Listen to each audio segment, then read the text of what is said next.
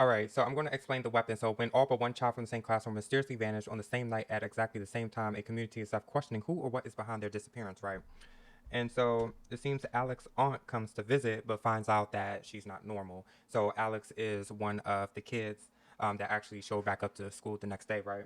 But as you go on, like you'll see like a name appear on the screen, and then we get to see what that person was doing that day, and then go to the next name. Like for instance, we saw Officer Paul scene, Justine scene, Archer scene.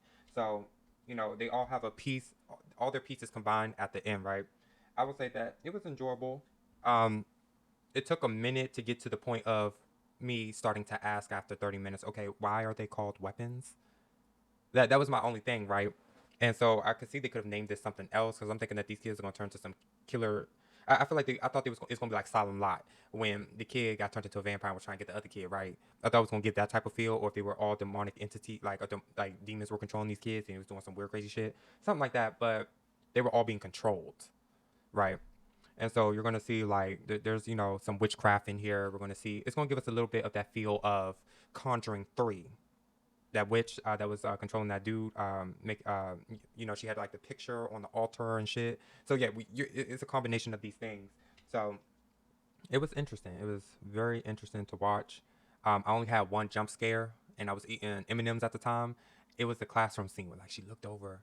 I literally choked on. Well, I didn't choke. Almost choked. Almost choked on my M&Ms because one of the little girl was hanging from the ceiling when she looked up, and that was my jump scare. Everything else, unless I had to be in the movie theaters to scream, um, yeah, I didn't get that full jump screen, right?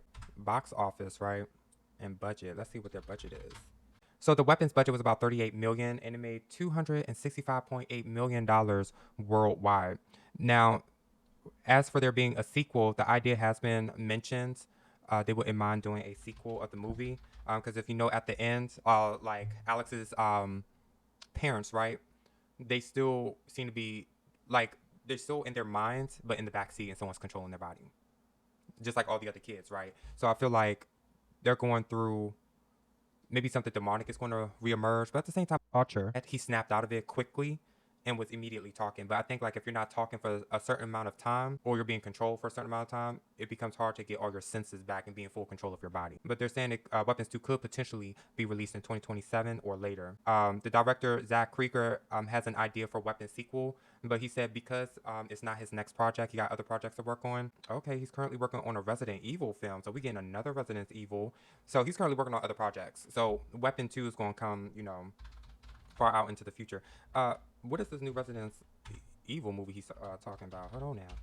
Oh, September 2026. But I see a date for 2027 of July. But I may add the date into the description. So he's working on a Resident Evil movie. So Weapon 2 is not going to get worked on anytime soon. Okay. All right. So a quick overview for the Rotten Tomato scores.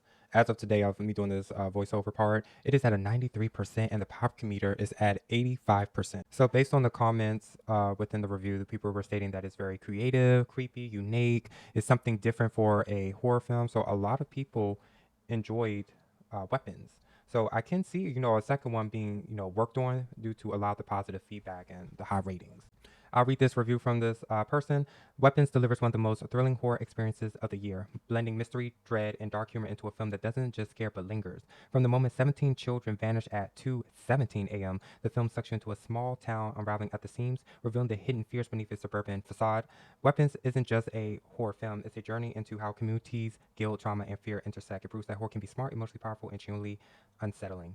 So you guys are welcome to comment what you think about the film because it hit its numbers. It hit way past its production budget. And make sure you hit that like button, and if you haven't done so already, hit that subscribe button, and I'll see you on the next video.